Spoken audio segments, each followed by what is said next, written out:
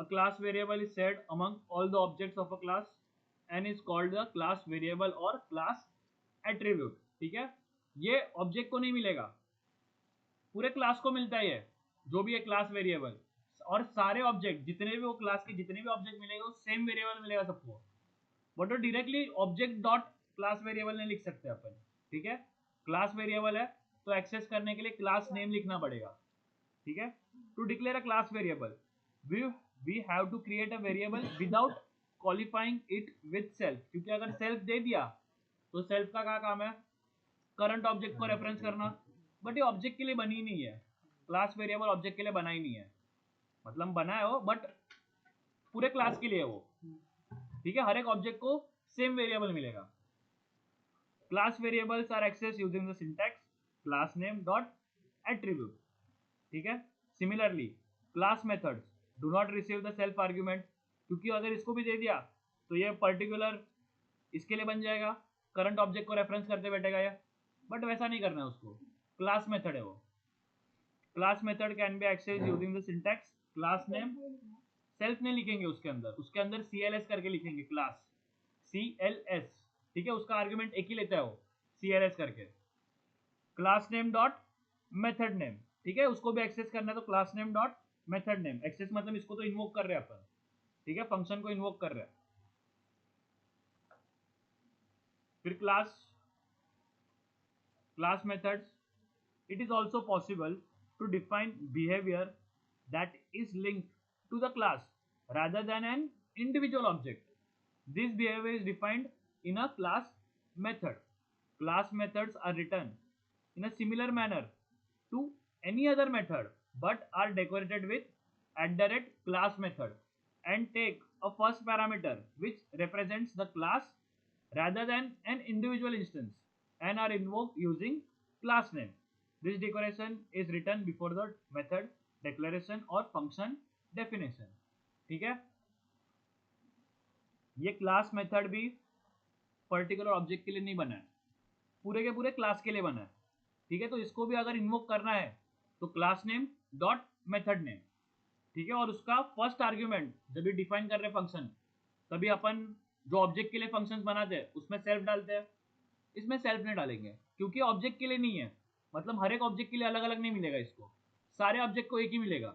ठीक है, तो इसमें फर्स्ट आर्ग्यूमेंट CLS, ठीक है, CLS करके डालते, एक ही आर्ग्यूमेंट डालते उसमें, मतलब डाल सकते और भी, बट एक आर्ग्यूमेंट पहला CLS रहेगा उसमें।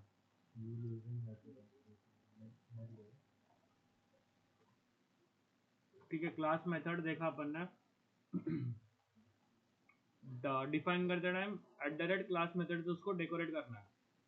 ठीक है, तभी जाके वो बनेगा क्लास मेथड। और ये देखो इसमें फर्स्ट आर्ग्यूमेंट देखो क्या है, CLS। ठीक है, सेल्फ नहीं है, CLS है, और CLS डॉट जो भी क्लास वेरिएबल है वो अपन ने अभी कोड लिखा है, अभी कोड उसमें कुछ भी लिख सकता होगा।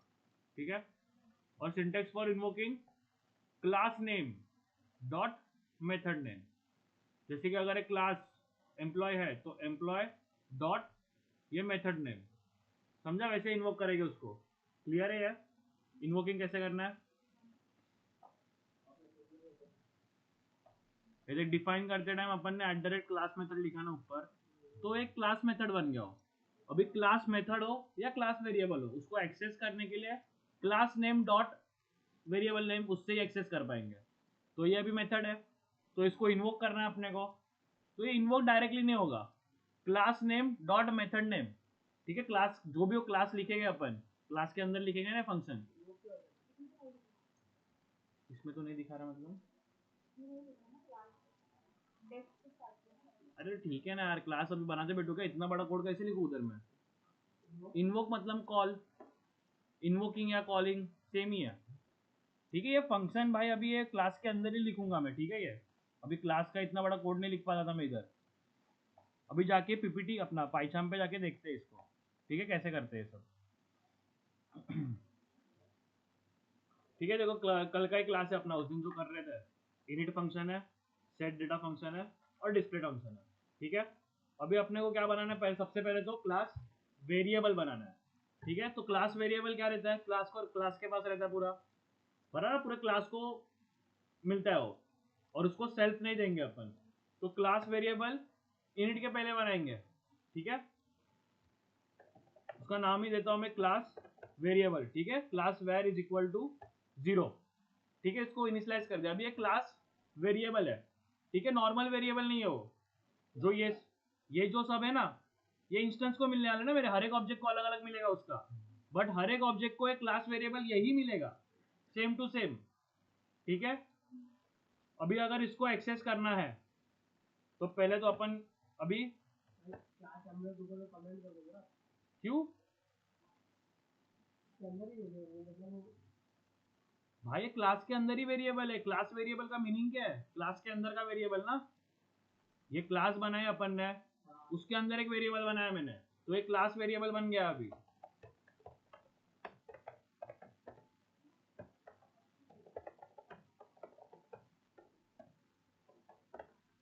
क्लियर है ये?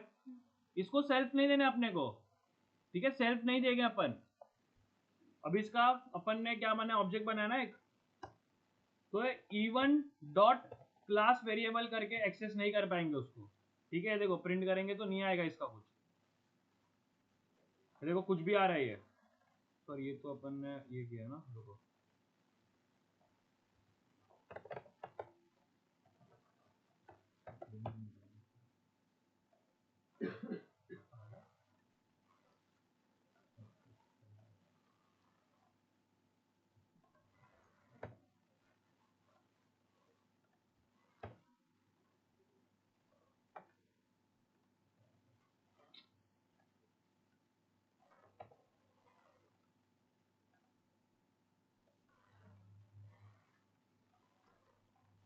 मेरे को नहीं कर पा रहे हो।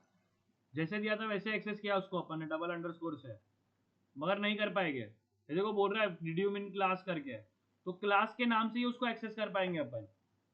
क्लास का नाम क्या है? क्लास का नाम क्या है अपने? एम्प्लॉय टू ना, तो employee two dot class var, जो भी है अपना फंक्शन वेरिएबल का नाम। क्या हो गया इसको भाई? क्या सेल्फ वगैरह नहीं चाहिए?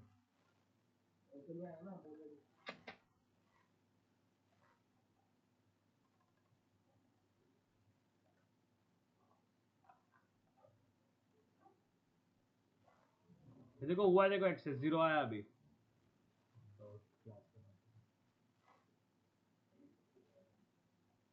ठीक है। वो ये तो इसका आ रहा है, इसको प्रिंट नहीं करना, ठीक है। क्लास वेरिएबल बनाया, अब एक क्लास मेथड बनाते हैं, ठीक है। क्लास मेथड बनाएंगे अभी।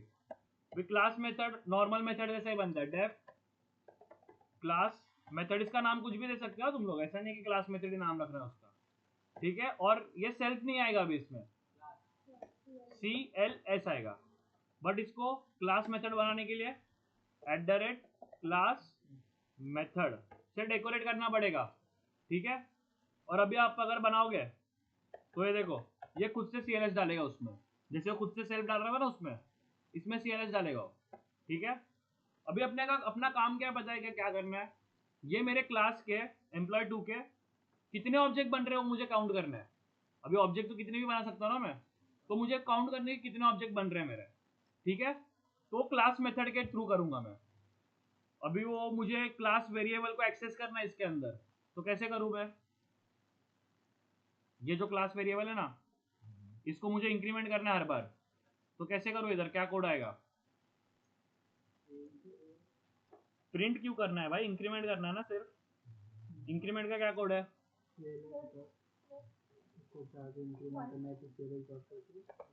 CLS dot class var plus equal to 1, ठीक है। अभी ये मेथड तो लिख दिया अपन ने, बट ये मेथड को कॉल करना पड़ेगा, तभी जाके वो मेथड कॉल होगा और ये +1 होगा ना। बट उसको अपन बाहर कॉल नहीं करेंगे, जब जब ऑब्जेक्ट बन रहा है ना तभी वो कॉल होना चाहिए। तो किधर लिखूँ वो कॉल, इन्वोक किधर करूँ मैं उसको, कौन सी बेस्ट जगह इन्वोक करने की? मैंने बोला समझो मैं क्या बोल रहा हूँ, समझ रहे हो क्या? मैं क्या बोल रहा हूँ कि जब जब ऑब्जेक्ट बनेगा तब तक वो मेथड कॉल होना चाहिए, क्लास मेथड ये वाला। किसके अंदर? इसके अंदर भाई इधर करेंगे तो कैसे होगा, इधर नहीं करेंगे। ऑब्जेक्ट जब भी बनाते हैं कौन सा मेथड कॉल होता है, तो इनिट के अंदर कॉल करेंगे ना भाई इसको। समझा मैं क्या बोल रहा हूँ? मैंने क्या बोला, जब जब ऑब्जेक्ट बनेगा तब तक कॉल होना चाहिए, तो जब जब ऑब्जेक्ट बनता है तभी इनिट कॉल होता है ना, तो इनिट के अंदर लिख देंगे। अभी इसको कैसे एक्सेस करेंगे, CLS नहीं, क्लास नेम, क्लास का नाम क्या अपने, एम्प्लॉय नहीं, एम्प्लॉय टू डॉट, अभी देखो क्लास मेथड आ गया ना, उसको इन्वोक करेंगे बस। अभी क्या होगा, ये जब भी इसका ऑब्जेक्ट बनाऊंगा मैं, तो इनिट मेथड तो कॉल होगा सबसे पहले, तो इनिट मेथड जाके इसको कॉल करेगा और ये जाके इंक्रीमेंट कर देगा इसको। कब कब कब करेगा, जब जब मैं ऑब्जेक्ट बनाऊंगा तब तक ये जाके एक कॉल करेगा और इसको इंक्रीमेंट करेगा। ठीक है, बनेगा बनेगा, रुक जा, बनाएंगे और दो तीन ऑब्जेक्ट बनाएंगे अपन।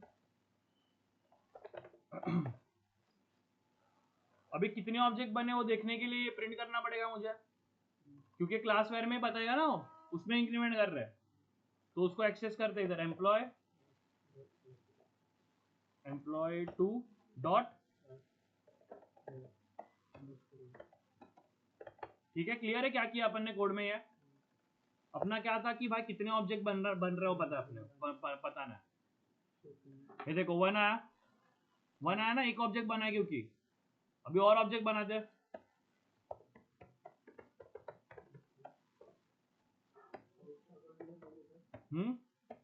इसका क्या,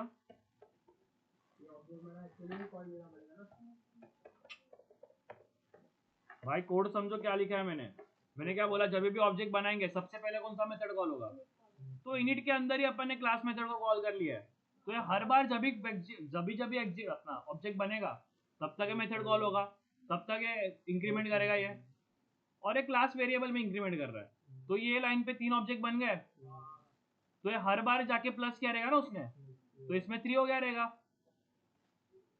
हुआ 3। समझा ये कितने ऑब्जेक्ट बने हुए देख पा रहे अपन।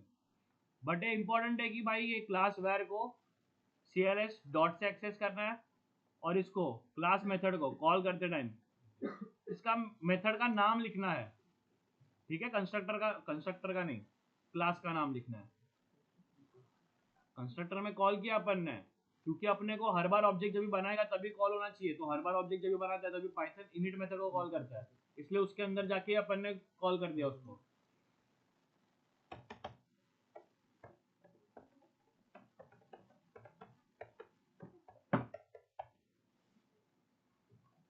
क्लियर है ये क्लास मेथड क्या होता है और क्लास वेरिएबल क्या होता है? क्लियर है कि नहीं भाई? क्लास वेरिएबल क्या होता है बोलो, what is a class variable?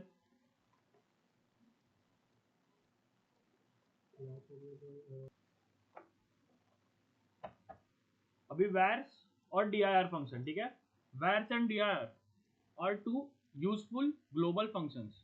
Vars returns a dictionary of attributes and their values, and dir return a list of attributes. ठीक है, अभी जाके रन करते कोड, देखते हो क्या रिटर्न कर रहा है।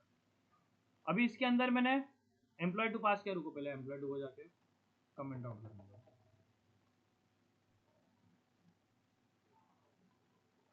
पहले सिर्फ वैर्स का आउटपुट देखते क्या।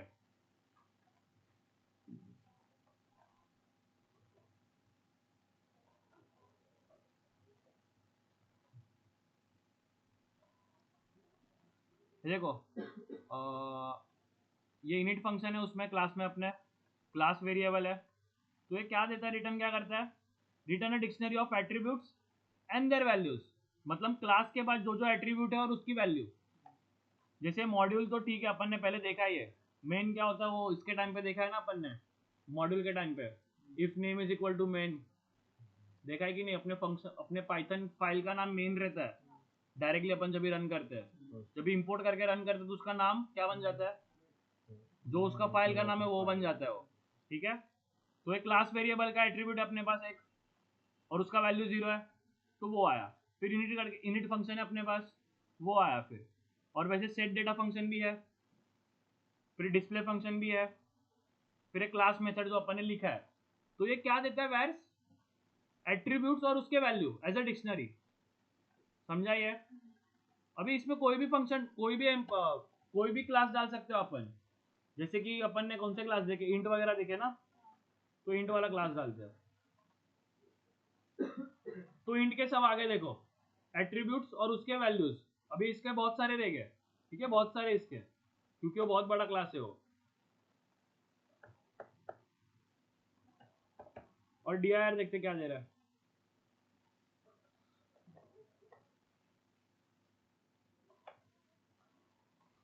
ये सिर्फ और सिर्फ एट्रीब्यूट्स दे रहा है। देखो डिस्प्ले नाम का एट्रीब्यूट है, क्लास वेरिएबल है, क्लास मेथड है, और ये सब तो बिल्ट इन आते ही है उसके पास।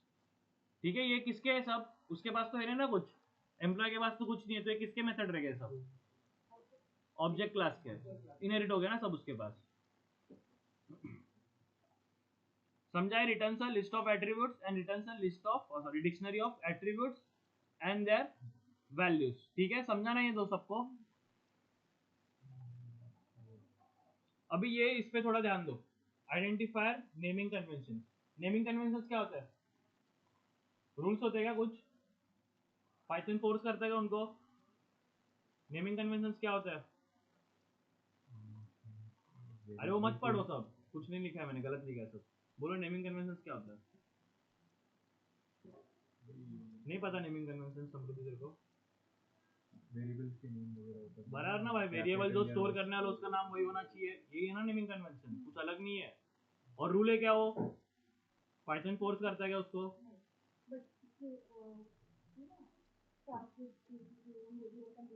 तो नेमिंग कन्वेंशन नहीं है भाई, वो रूल्स है। वो रूल्स है वेरिएबल के, वेरिएबल कैसे करना है वो रूल्स है। नेमिंग कन्वेंशन क्या होता है कि भाई वेरिएबल जो स्टोर करने वाला है, वेरिएबल का नाम वही होना चाहिए। फंक्शन जो काम करने वाला, फंक्शन का नाम वही होना चाहिए। ये है ना नेमिंग कन्वेंशन। रूल्स नहीं है कुछ, ये कन्वेंशन है। कन्वेंशन मतलब क्या, फॉलो करना चाहिए, गुड प्रैक्टिस होती है, इंडस्ट्री में सब लोग फॉलो करते हैं। ठीक है, कंफ्यूजन नहीं होता फिर।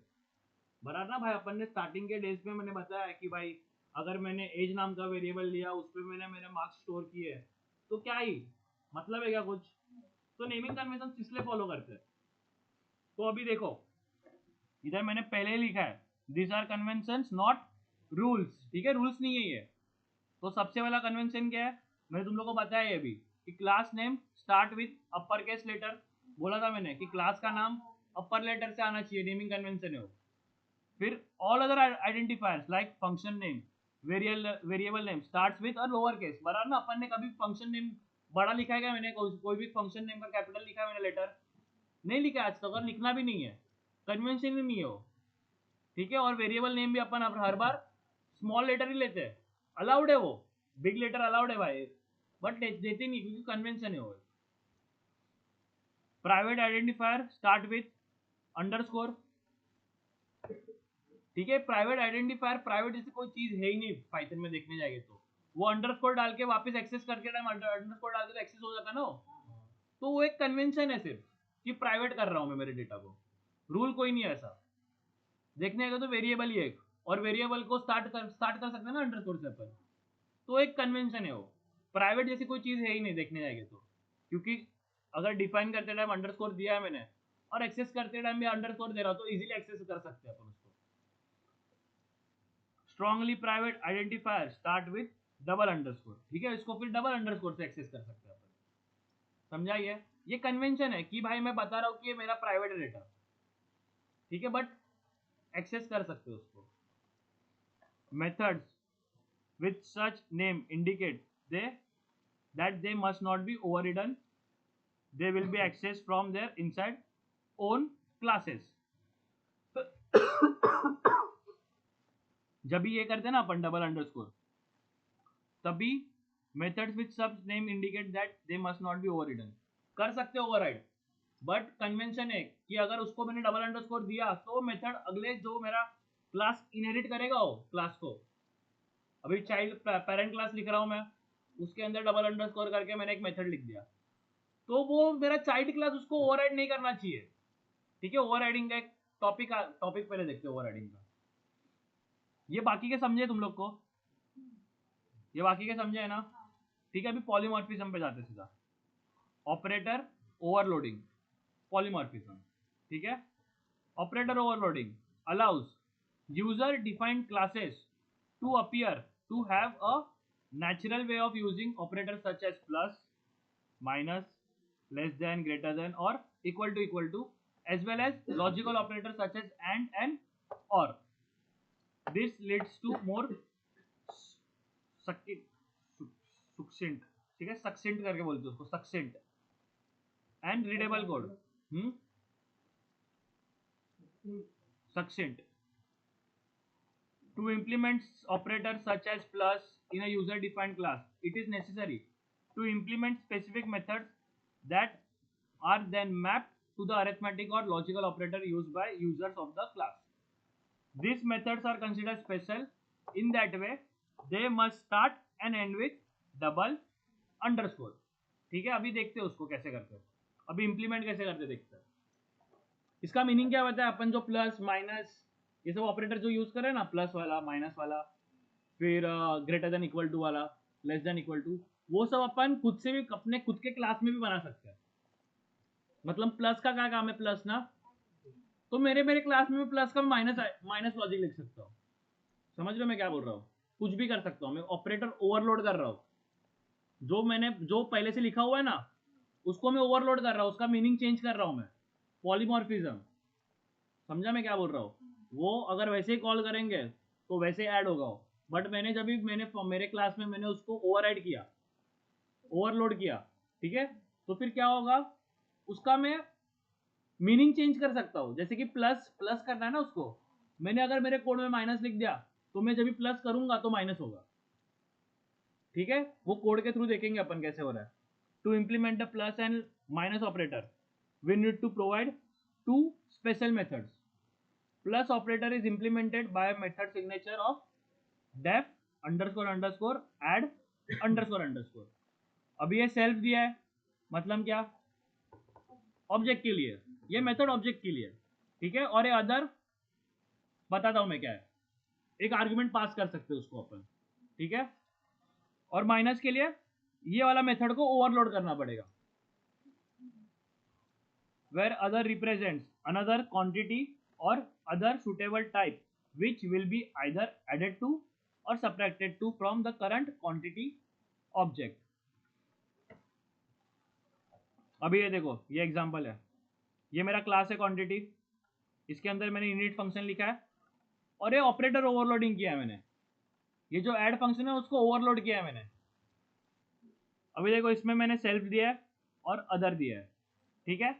अंदर गया मैं, एक नया वेरिएबल बनाया न्यू वैल्यू नाम का, अभी सेव डॉट वैल्यू, ठीक है। वैल्यू जो ये होगा इनिशियलाइज होगा, मतलब ये जब भी मैं ये बनाऊंगा, ऑब्जेक्ट बनाऊंगा, तब ये मेरे को वैल्यू डालना पड़ेगा, अगर नहीं डाला तो जीरो आएगा, ठीक है, नहीं डालूंगा तो जीरो आएगा। तो मैं क्या कर रहा हूँ, जो भी है सेल्फ में, मतलब वो पर्टिकुलर ऑब्जेक्ट में जो भी वैल्यू है उसको एक्सेस कर रहा हूँ मैं सेल्फ डॉट वैल्यू करके, बराबर। और फिर ये जब भी कॉल करूंगा ऐड को, तो जो अदर वैल्यू आएगी उसको एक्सेस कर रहा हूं मैं, और एक वैल्यू डालेगा ना वो यूजर, उसको एक्सेस कर रहा हूं। और फिर रिटर्न क्या कर रहा हूं, क्या है ये, क्या किसका सिंटैक्स है ये, क्या बना रहे उधर अपन, एक ऑब्जेक्ट बना रहे ना, बना ना, क्वांटिटी क्लास का ऑब्जेक्ट बन रही है इधर भी, बट ऑब्जेक्ट में अभी क्या रिटर्न कर रहे हैं अपन, जो न्यू वैल्यू आएगी, ठीक है। और ये सब में भी ऐसे ही किया है, सब में भी ऐसे ही किया है। और एसटीआर मेथड देखा नहीं ना अपन ने अभी तक, ये भी इसके आगे पीछे भी दो अंडरस्कोर है। अब एक काम करके जाके देखते हैं इसका कोड देखते हैं, ठीक है। Implementing operator overloading on quantity class, ठीक है। तो एक क्लास बनाते हैं, क्लास क्वांटी, ठीक है। नेमिंग कन्वेंशन देखो क्यों बढ़ा रखा है मैंने, मेरे को आदत ही पड़ गई हो, तुम लोग को भी आदत ही लगनी चाहिए कि भाई क्लास का नाम कैपिटल ही होना चाहिए स्टार्ट। अभी एक इनिट फंक्शन लिखते हैं, डेफ इनिट, और इसके अंदर एक वैल्यू भी लेते हैं ना। अभी उसको अपन ये नहीं करते, अदर इसमें थोड़ी लेंगे, ठीक है। अभी वो सेल्फ वी जो है उसको इनिशियलाइज करना पड़ेगा, तो self dot v is equal to v, ठीक है। अभी इधर वैल्यू भी लिख सकता हूं मैं, कुछ प्रॉब्लम नहीं है, बट उसको मेरे को एक्सेस करते ना वापस सेल्फ डॉट वैल्यू लिखना पड़ेगा पूरा, और इसको प्राइवेट कर दो। गुड, ये है क्या, गुड प्रैक्टिस है ये।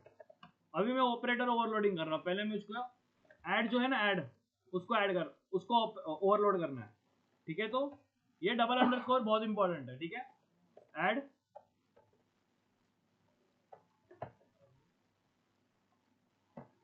सेल्फ और अदर, ठीक है। ये अदर वाला भी डालना ही पड़ेगा अपने को, क्योंकि वो जब भी कॉल करेंगे फंक्शन को, कॉल नहीं करते हैं फंक्शन को अपन, डायरेक्ट प्लस कर, डायरेक्ट प्लस वाला वो साइन डालते हैं अपन। ये इसमें मैंने शायद से इधर बनाया भी है ना उसका, वो भी, हाँ ये भी देखते हैं, ये पहले देखते हैं। ये देखो मैंने ऑब्जेक्ट का क्लास बना, क्लास का बनाया पूरा, फिर एक क्लास का ऑब्जेक्ट बनाया मैंने, पहले क्या डाला, 12 डाला, तो मतलब मैं Q1 में सेव डॉट वैल्यू 12 चली गई, Q2 के लिए 10 चली गई, बराबर ना। बाद में Q3 का बनाया मैंने अलग से, तो एक Q3 में क्या वैल्यू जाएगी, 0 जाएगी, क्योंकि डिफॉल्ट वैल्यू मैंने दी हुई है। अभी ये देखो मैंने क्या किया है, ठीक है, इसको प्रिंट कर रहे हैं अपन Q2 को, बट ये लाइन पे देखो Q1 प्लस Q2, अब ये प्लस लिखा है ना, तो ये वाला फंक्शन कॉल होगा, ऐड वाला, समझा। अपने को कॉल नहीं करना है उसको ऐड ऐड करके, सीधा ऑपरेटर अपन जो है यूज करते आ रहे हैं उसको ओवरलोड कर दिया है मैंने अभी, समझा। उसका मैंने मीनिंग चेंज कर दिया है, मतलब मीनिंग सेम ही रखा है, बट मैंने खुद से मीनिंग लिखा है अभी उसका, जो एक्चुअल में था प्लस वो यूज कर रहे थे वही है ना साइन, है कुछ अलग नहीं है, बट वो ओवरलोड कर दिया अपन ने उसको मेरे क्लास में। मैंने माइनस डालेंगे तो ये वाला कॉल होगा, समझा। अगर तुझे माइनस करना है तो जाके इधर लॉजिक चेंज कर दे, इधर माइनस लिख दे उधर प्लस के जगह पे, तो जब भी प्लस करेगा तभी माइनस होगा वो, समझा मैं क्या बोल रहा हूँ। अभी ये देखो Q1 प्लस Q2 किया ना, तो Q1 में 12 था वैल्यू, और इसमें क्या था, 10 था। ये प्लस होगा दोनों, ये वैल्यू में जाएगा वो पहले वाला जो 12 था, और एक Q2 में जाएगा ये 10 अदर में, मतलब अदर में जाएगा वो, ठीक है। फिर ये रिटर्न इसमें स्टोर हो जाएगा जो भी है, हाँ जो प्लस, रुक जा 3 किधर है, 3 तो किया ही नहीं ना कुछ, ये ना सिर्फ ऑब्जेक्ट बनाया ना मैंने तो, ठीक है, ऑब्जेक्ट बनाया सिर्फ मैंने, फिर एक Q1 प्लस Q2 प्लस करके मैंने Q3 में स्टोर कर दिया, तो ये 12 प्लस 10 होगा, मतलब ये जो लॉजिक लिखा है मैंने वो होगा एक्चुअली में, तो लॉजिक में तो मैंने प्लस ही लिखा है ना, और ये न्यू वैल्यू में मैंने स्टोर कर दिया, और फिर वापस उसका ये क्वांटिटी क्लास का ये सेल्फ डॉट वैल्यू में अभी मैंने न्यू वैल्यू डाल दिया।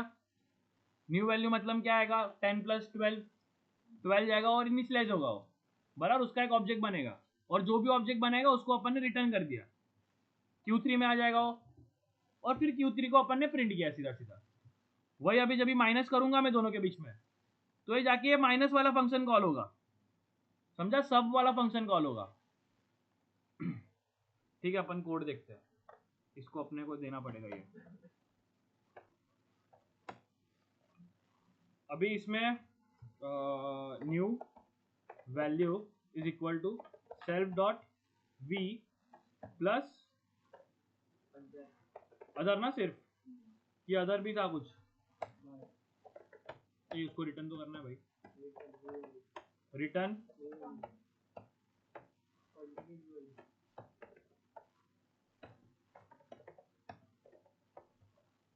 ठीक है। अभी ये फंक्शन प्लस को ओवरलोड किया अपन ने, अभी इसको करते हैं सबको,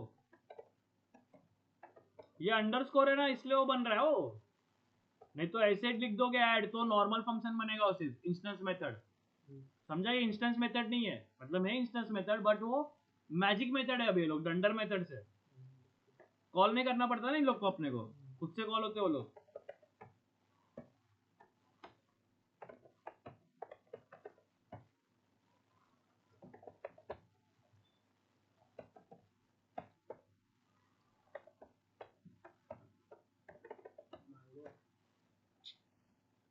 भाई मेरा ऑपरेटर है, माइनस नहीं करना चाहता हूँ उसमें,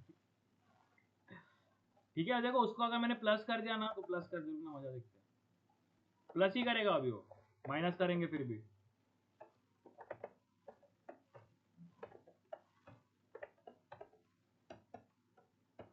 और str मेथड था ना, वो भी बना था, मैं बता दूं तुमको क्या करता है str मेथड।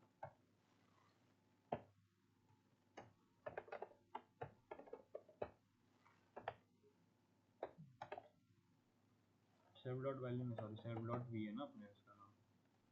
ठीक है, अभी इसके ऑब्जेक्ट बनाते हैं कुछ।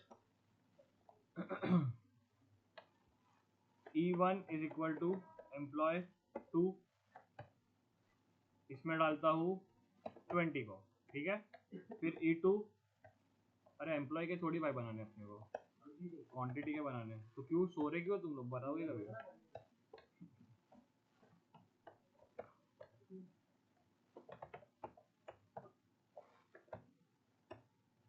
और एक Q3 नहीं बनाएंगे तो भी चलेगा। Q3 is equal to Q1 plus Q2, ठीक है। और प्रिंट करते हैं, रुको पहले ना, एक सेकंड रुक जाओ, करेंगे रे भाई, सब करेंगे। अब ये Q1 और Q2 को ना प्रिंट करते हैं, ठीक है। क्या प्रिंट हो रहा है देखते हैं, प्रिंट Q1 प्रिंट Q2, ठीक है। और ये पहले str को ना कमेंट कर देता हूँ। क्या है देखो, ऐसा कुछ तो आया ना, ऐसा आया ना। ये क्या कॉल करता है पता है, जब भी प्रिंट करेंगे ये str मेथड को कॉल करता है खुद से। अभी देखो str मेथड अपन ने लिखा है ना, तो ये प्रिंट क्या करेगा, ठीक है। प्रिंट क्या करने बोला अपन ने इसको, सेल्फ डॉट वैल्यू, मतलब क्या, ये ना attribute has no did you mean v, अच्छा अपना अपन ने ये करके रखा ना, उसको सब पे करना पड़ेगा, वो प्राइवेट करके रखा ना अपन ने।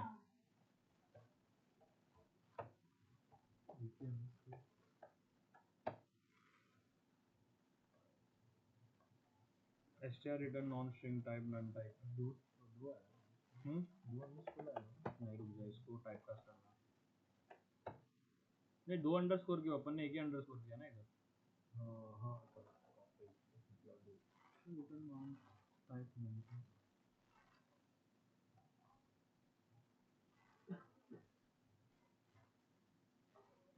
ये 20 तो आया ना, बट तो ये इसके लिए तो प्रिंट हुआ है, इसके लिए क्या हो गया इसको,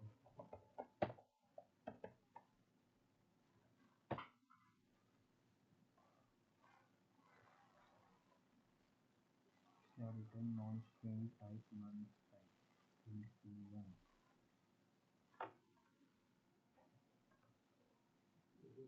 return str of self dot value. अरे हाँ सॉरी, इधर प्रिंट लिखा है ना अपन ने, रिटर्न करना चाहिए था अपने को, और इसका str करके, ठीक है। वो प्रिंट स्टेटमेंट के अंदर डाले उसको अपन ने, अगर सिर्फ उसको वैसे ही लिखते तो हो जाता था एक बार।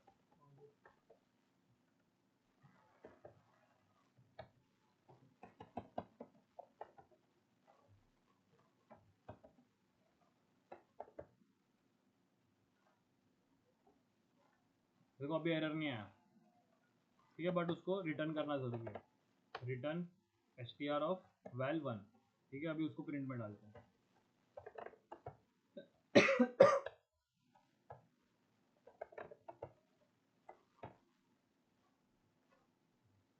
ये देखो आया ये 20 और 30, तो ये क्या प्रिंट करते हैं ना, तभी ये str मेथड को कॉल करता है। ये जब भी अपन नहीं देंगे तो बाय डिफॉल्ट ऑब्जेक्ट का लेके आएगा, ठीक है, ऑब्जेक्ट क्लास का लेके आएगा str मेथड, और उसमें उसने ऐसे लिखा रहेगा, इसलिए ऐसे दिख रहा है, समझाइए मैं क्या बोल रहा हूँ। बट अपन ने जब भी अपन लिखेंगे खुद का str मेथड तो अपना कॉल करेगा, ये भी अपन ने ओवरराइड किया ना उसको, पॉलीमॉर्फिज्म इधर भी किया अपन ने, ओवरराइड कर दिया एग्जिस्टिंग जो था ऑब्जेक्ट के पास str मेथड, उसको अपन ने अपने क्लास में ओवरराइड कर दिया, समझाइए।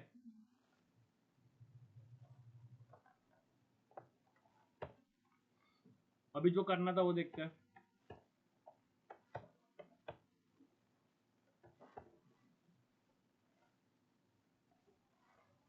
फॉर इंट एंड क्वांटिटी, अरे हाँ बराबर।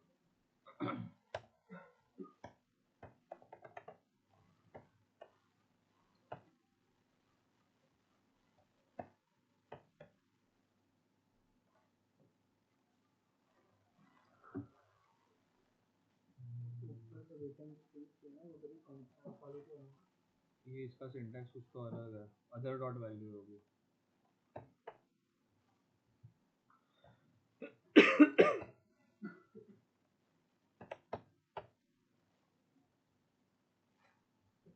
देखो रिटर्न किया अभी उसने, समझा ये देखो Q1 प्लस Q2, Q1 में उसने इनिशियलाइज किया इसको, ये वाले इसमें ये इनिशियलाइज हुआ रहेगा, B में क्या गया 20 गया, फिर वापस से Q2 को इनिशियलाइज किया अपन ने 30 से, ठीक है, तो उसके सेल्फ डॉट वी में 30 गया।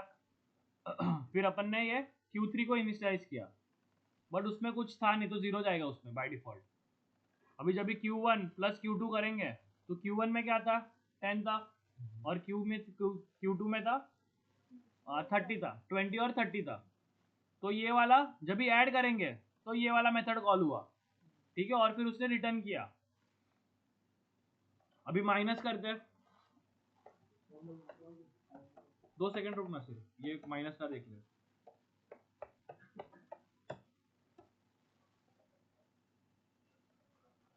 Q4 इज इक्वल टू, हाँ उधर भी करेगा तो होगा ही, बट अपने को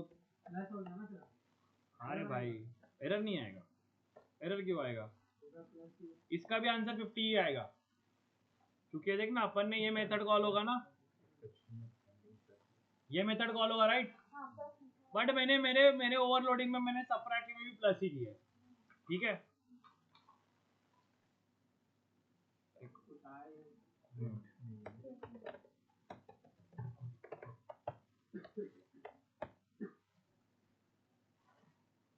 समझा, ये 50 आया देखो, समझा, क्योंकि ओवरराइड कर दिया, जो एग्जिस्टिंग था मेथड जो माइनस करने वाला था उसको ओवरराइड करके मैंने प्लस डाल दिया उधर, अभी प्लस डालू माइनस डालूंगा तो हो जाएगा, ठीक है, -10 हुआ देखो, समझा है ओवरलोडिंग कैसे किया अपन ने।